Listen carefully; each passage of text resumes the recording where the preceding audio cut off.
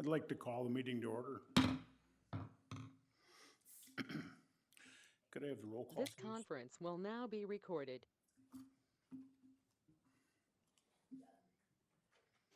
Mayor Brown, absent. Alderman Lockett is also absent. Alderman Ashour, Here. Alderman Berry, Here. Alderman Davalos, Here. Alderman Krischel, Here. Alderman Widener, Here. Alderman Kruckenberg. Here. Okay, you have a quorum present. Alderman Alderman Goodman. Here. Okay, she's online.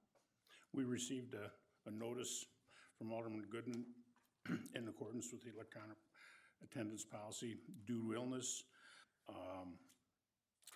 The member requests to attend electronically. The member will be deemed authorized to attend the meeting electronically unless a motion objecting to the member's electronic attendance is made, seconded, and approved by 2/3 of the members of the public body physically present at the meeting. Does anyone wish to make a motion?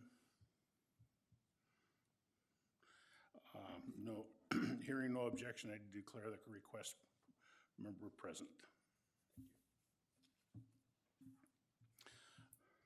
Would you like to join me in the Pledge of Allegiance?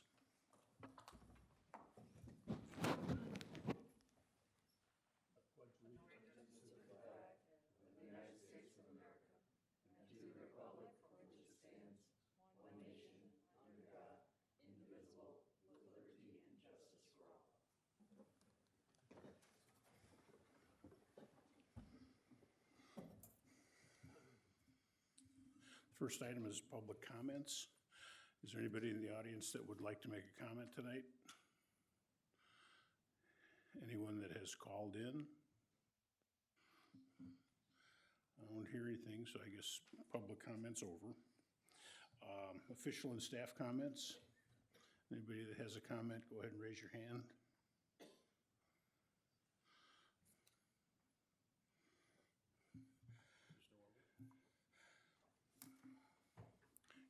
Go ahead.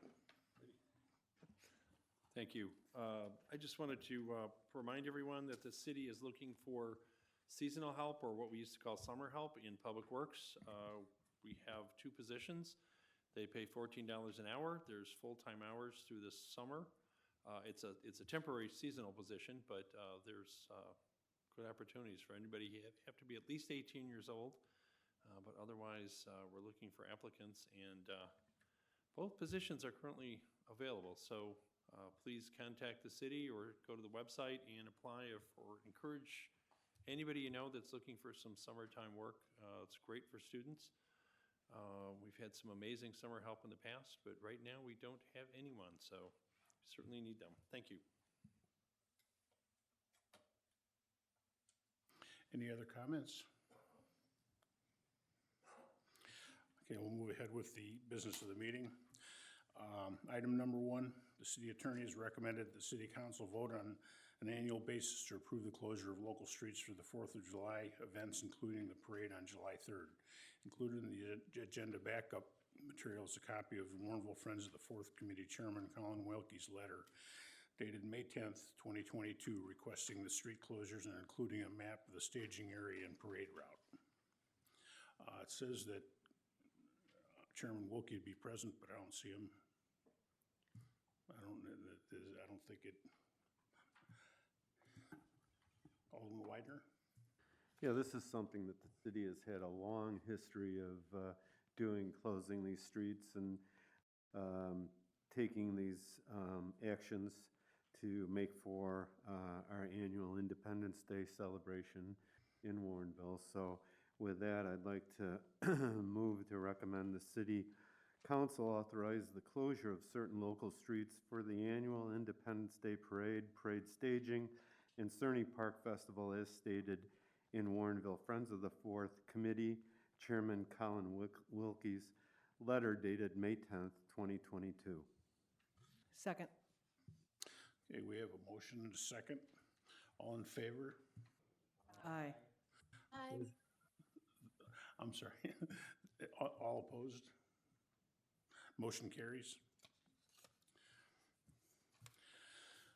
Okay, item number 2 is consideration of a non-exclusive hotel parking and access license agreement for Old Town Redevelopment Site Number 2. Community Development and Economic Director Menser. Good evening, and thank you very much. Based on previous discussions with the city attorney, staff has been working with the ownership of the Votels property and the city attorney to develop the non-exclusive license agreement that's included in the agenda packet backup materials. In general, this license agreement would allow the ownership of Votels, their customers, employees, vendors, to continue to use the eastern edge of the adjacent former Citgo property that is a city-owned redevelopment site for access and parking purposes. There's really two components to the proposed license area. One is specifically the access for ingress, egress between Warrenville Road and the rear portion, the side and rear portions of the Votel property. And then the parking component of it would allow the Votel owners and their agents, you might say, to utilize the portion of the adjacent city-owned site where the convenience store building used to be located and the parking for the store used to occur. On a temporary basis, the way the agreement is structured, it would be in effect for a one-year period. It would automatically renew, and either party for any reason could terminate the agreement with 14 days notice. Under the agreement, the ownership of hotels is required to provide the city annually a certificate of additionally insured to protect the city from any accidents that might happen on the property.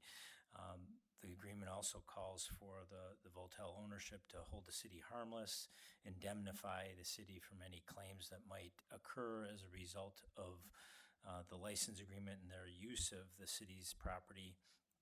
The licensee agrees to maintain the licensed areas on the city's property in a safe manner. And then finally, last but not least, the Votel's ownership isn't allowed to store equipment or products on the property. Overnight parking on the parking areas of the licensed area would be prohibited, as long as it would prohibit the Votel's use of overnight parking. So sometimes there are people that are unrelated to the Votel's business that park over there. People that might spend maybe a little too much time across the street on a Friday or Saturday and decide it'd be better just leave their car there. So this agreement doesn't require or obligate the Votels to police those types of things. But if anybody related to their business is parking in that area, those cars would have to be removed by the end of the day under the structure of the agreement. From a staff perspective, this seems like a reasonable interim agreement until the city gets to a point where we're actually going to redevelop the property. This has been something that's been happening to some degree or another on portions of the property for a long period of time. And it seems, from a staff perspective, that it's in the city's long-term best interest to work cooperatively with the Votel's ownership to accommodate this on an interim basis as we figure out, what the long-term picture looks like. Thank you. Before we have discussion or questions, there's a representative from Votels. Would you like to say anything?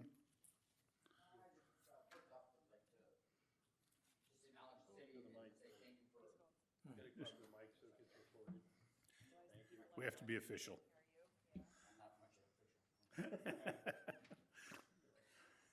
The Votels family would like to express their gratitude for the city for allowing flexibility and allowing us to use it with, of course, within the agreement until further notice. So just saying, I appreciate the city's willingness to be flexible with us. It means a lot to us. Thank you. Thank you. Any comments or questions from the council? Alderman Davalos?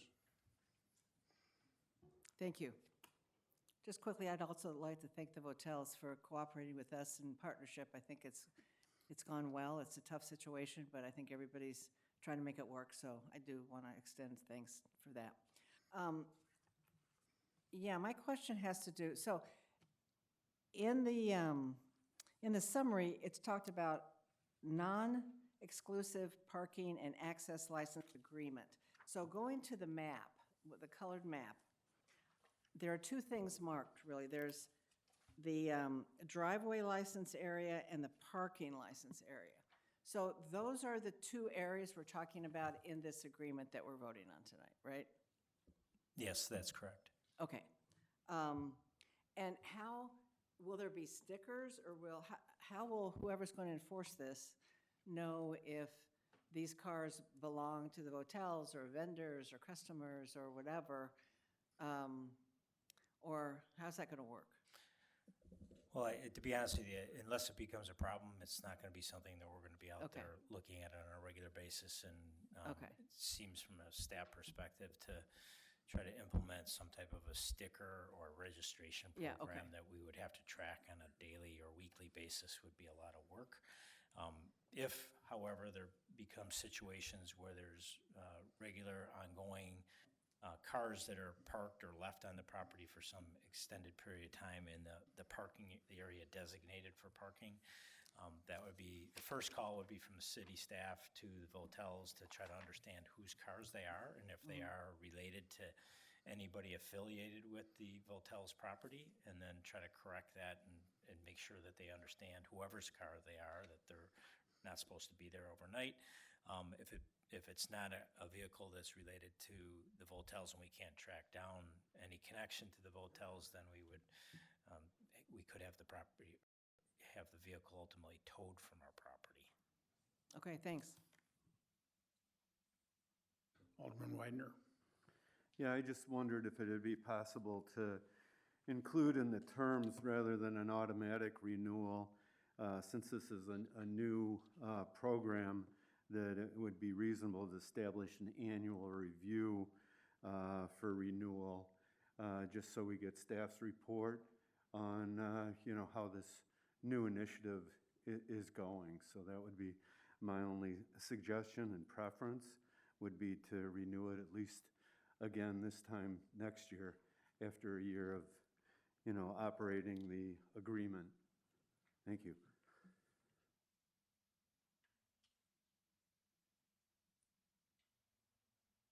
Alderman Goodman? Thank you. I think it's a good agreement. I'm in favor of it, and I think it's a good solution to the situation that we're in and that the hotels are in.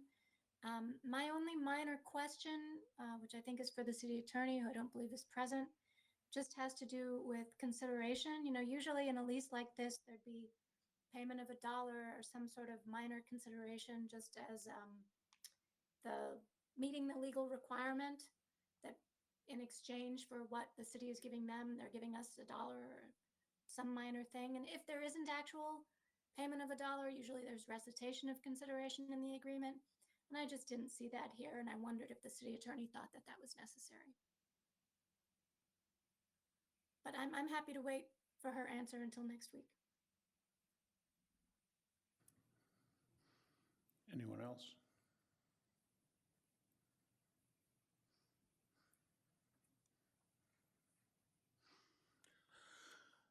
No other comments? Anyone want to make a motion?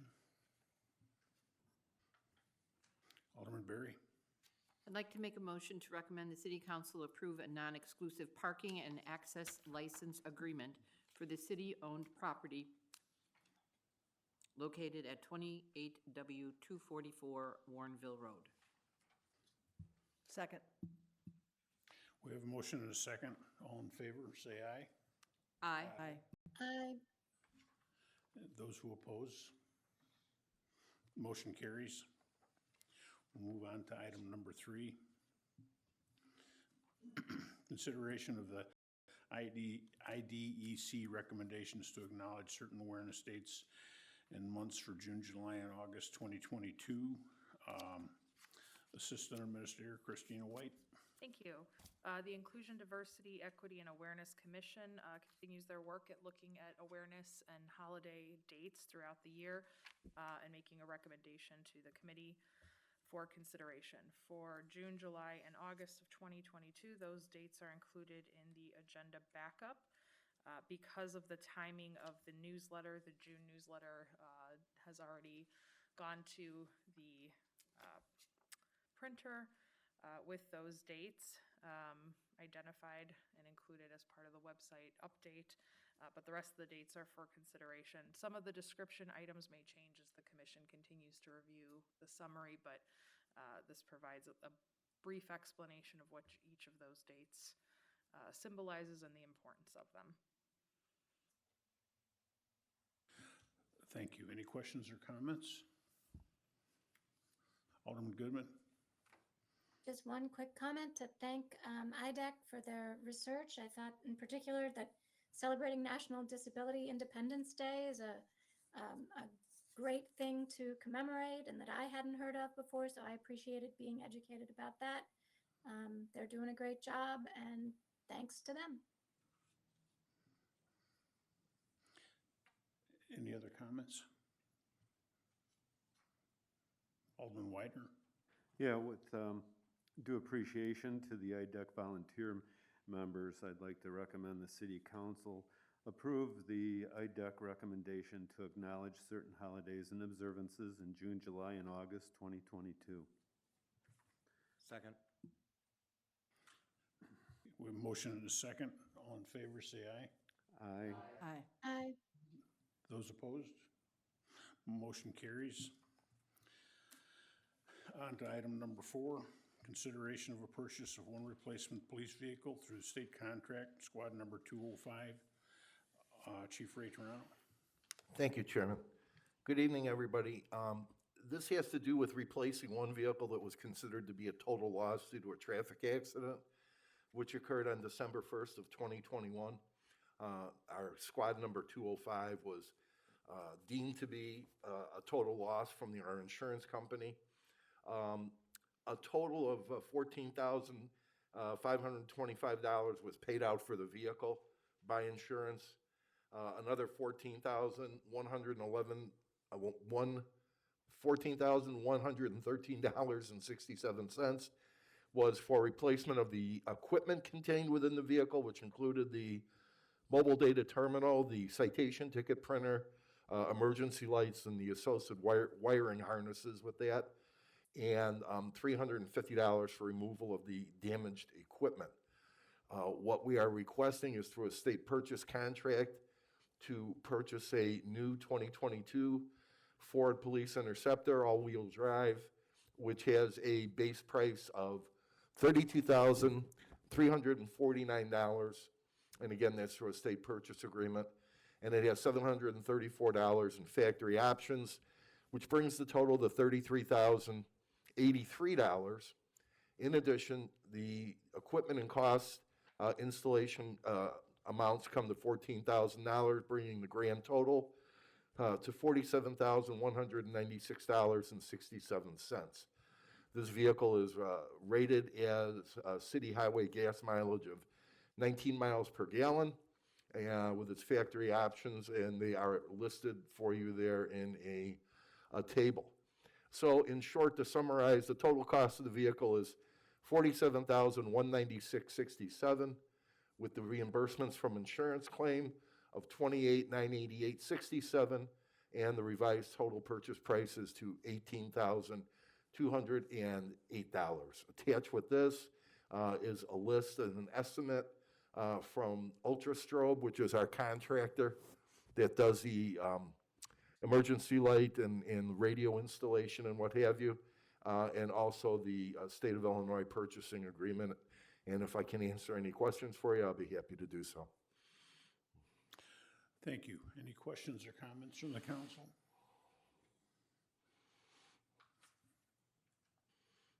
Alderman Berry? The estimates from Ultrastrobe, that says that their quotes are good for 30 days, and these were printed in January. Are these going to be still good at this time? Yes. I mean, you verified that. Yes. Okay, thank you. Alderman Gooden, do you have a question? I did. I noticed our fuel charges in the invoices this month were about $40,000, $39,157.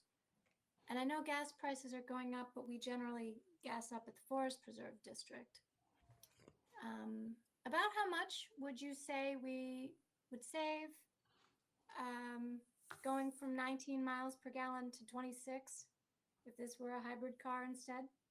I have no idea. I couldn't tell you that off the top of my head. I mean, I think for an average consumer vehicle, which isn't used nearly as much as ours, it's about $1,000 a year. And since our vehicles are used a lot more, I think we should save energy and money and get a hybrid vehicle instead. So that's my comment. Thank you. And just one comment on that to address your concern. We do have one currently. Unfortunately, we can't get the thing into the fleet. First of all, there was a significant delay because of supply chain issues in getting the thing built and getting it to us. When they did get it to us, we took it to Ultrastrobe. They have the equipment put in it, and we found that the entire rear quarter panel fender area was flooded. It was containing water. It had to go back to Ford, and before they would do any work to it as far as putting new equipment in it, we had to find out why this thing was leaking, why it was retaining water. If I'm not mistaken, have we gotten that vehicle back? It's not up and running yet. So our plan was when we ordered the two vehicles, one was a gas one, one was a hybrid, if you remember, we were going to give you a 6-month report. The gas one is up and in service. The hybrid isn't. So I can't give you a fuel cost on a vehicle that isn't running, obviously.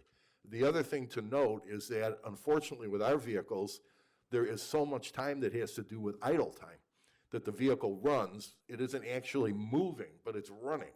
And the reason that it has to run is because the equipment is in there, the mobile data terminals, the emergency lights, if it's on a traffic accident or something like that, a street closure, you got the overheads and the wig-wag lights in the front of the car going, the radios and all of that equipment draw such a tremendous amount of juice from your battery that if you don't let the vehicle run, it's going to be dead.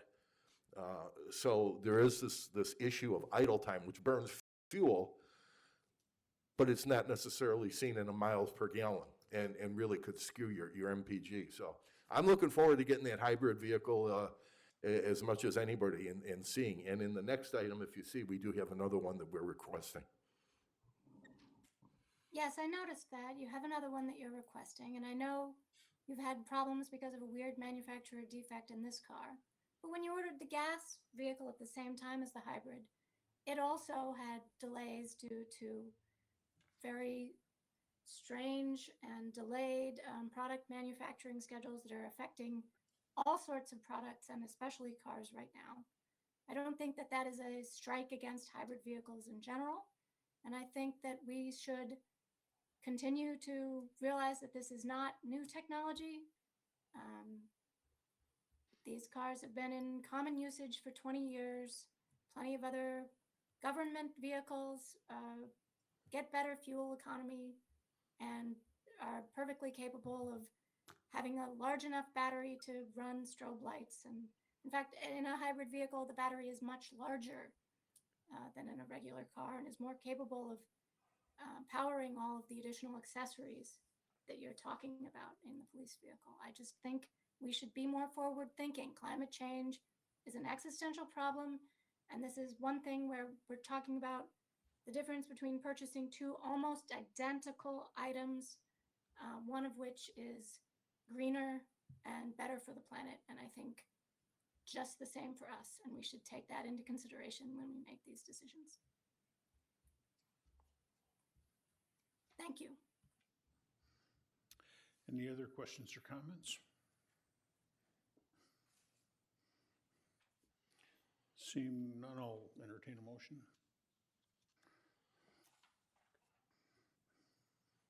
I Alderman Berry. I'd like to make a motion to recommend the city council approve the purchase of 2022 Ford Utility Police Interceptor AWD Explorer through State of Illinois contract number 204. Second. We have a motion and a second. All in favor, say aye. Aye. Aye. Those who are not in favor, Nay. motion carries.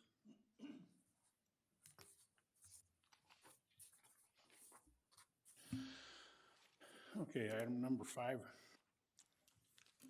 The consideration purchase of 3 replacement police vehicles through the state contract, squads 211, 213, and 221. Chief Toronto? Thank you, Chairman. This has to do with the capital maintenance and replacement program. Replacement of 3 vehicles. 2 of these will be due to the amount of mileage. That would be 211 and 213, which exceeds our recommended lifespan for the cars to where a point where the maintenance starts to exceed the value of the vehicle. The other car is a 2010 vehicle, which again is recommended to be replaced at 10 years. We've kept this one for 12. What we're looking to do is replace 2 of them with gasoline-powered engines, and the third vehicle, which would be Squad 221, would be a hybrid vehicle. The total cost to replace all of these vehicles, if you look, if I summarize it, is $104,050. When we're looking at the base prices of the vehicle, it's $33,249 per for each one of the gas vehicles, with an additional $1,420 in factory options. With the hybrid vehicle, the base price is $36,512 plus the $1,420 in factory options. These are being done through the state purchase contract. And lastly, the gas engines give us a city highway a mileage estimate of 19 miles per gallon, and the city highway gas mileage for the hybrid is 24 miles per gallon. And I'd be happy to entertain any questions. And included in the backup is the state purchase agreement with a breakdown of all the optional costs. Thank you. Thank you, Chief Toronto. Is there any questions from the council member?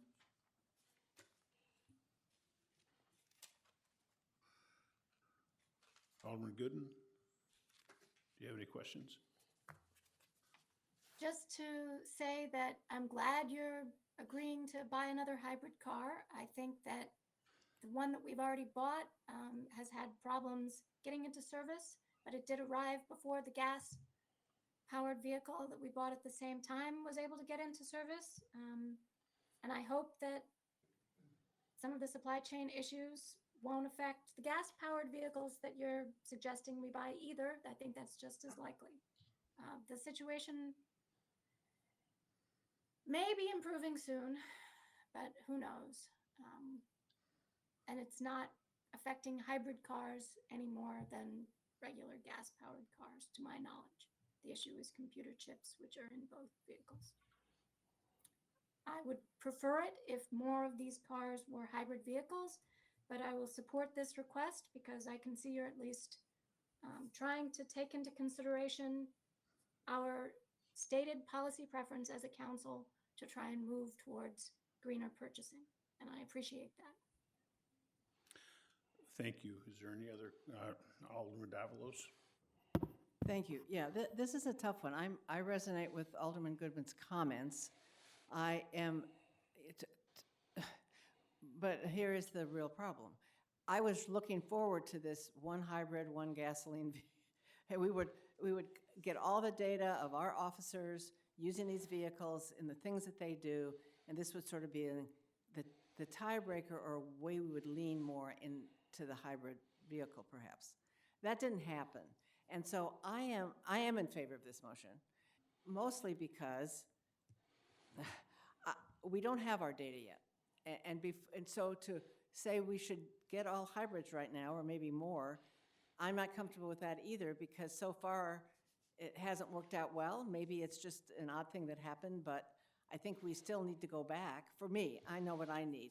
I need our department using these two kinds of vehicles, just what I said before, in the ways that they use them, see what the dependability is, battery things, all of that. And then I think I'm much more likely to be moving into more hybrid vehicles with that sort of personalized data. But until we can, it's not us that has to figure it out, it's the whole supply chain and everything, and what's the water doing in the one vehicle and all that.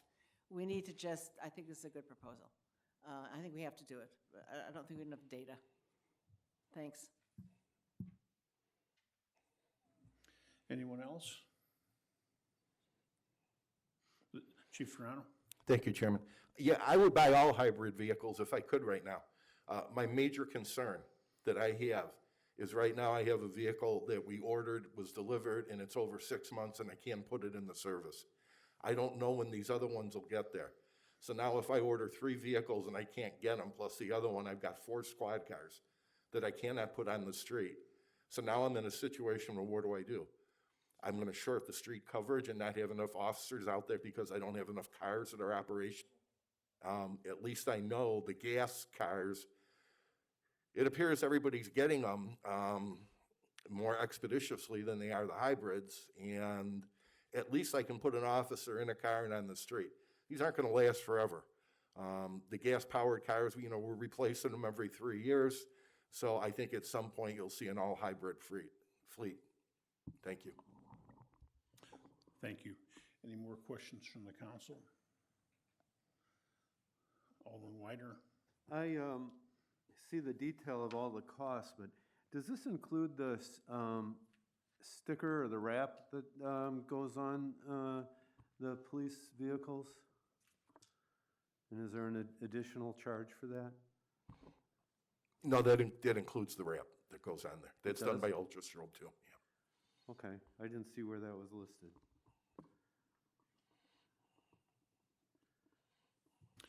Thank you. Any more questions? The one vehicle, the community service one, we're not even going to be wrapping to look like a police car. Just because of the current climate and for safety reasons, we're going to leave it plain white, and it's going to be lettered with a Warrenville community service vehicle. And I've just got some concerns about putting people out there that aren't sworn police officers in marked police cars. Thank you. No more questions? I'll entertain a motion. Alderman Lockett? I'd like to make a motion. City Council recommend and approve the purchase of 3 2022 Ford Utility Police Interceptors all-wheel drive Explorer vehicles through the State of Illinois contract number 204. Second. We have a motion and a second. All in favor, say aye. Aye. Those Aye. opposed, say nay. Motion carries. Item number 6, informational update. Does anyone have any question on the work plan?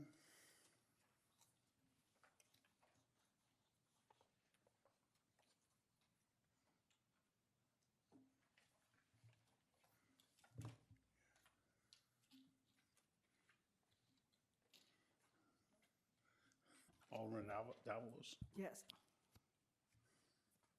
Yes, on the police work plan, I can't even see, T113, this is a medication recycling program. So is that back and running?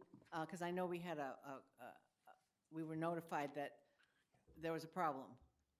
And I don't know, is it back? Can we take medication there now, or are we still in a sort of a holding pattern? I'm going to let the deputy chief answer for you again. Okay.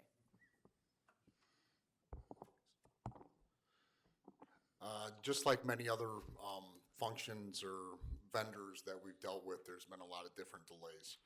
Our current vendor went through an issue internally, and their practices as far as their schedule was messed up with our route. So Deputy Chief Dawson made the contact, made the corrections with them, and we're getting back on the schedule to get it back in action. Should be next week. Great, thank you very much. Yep.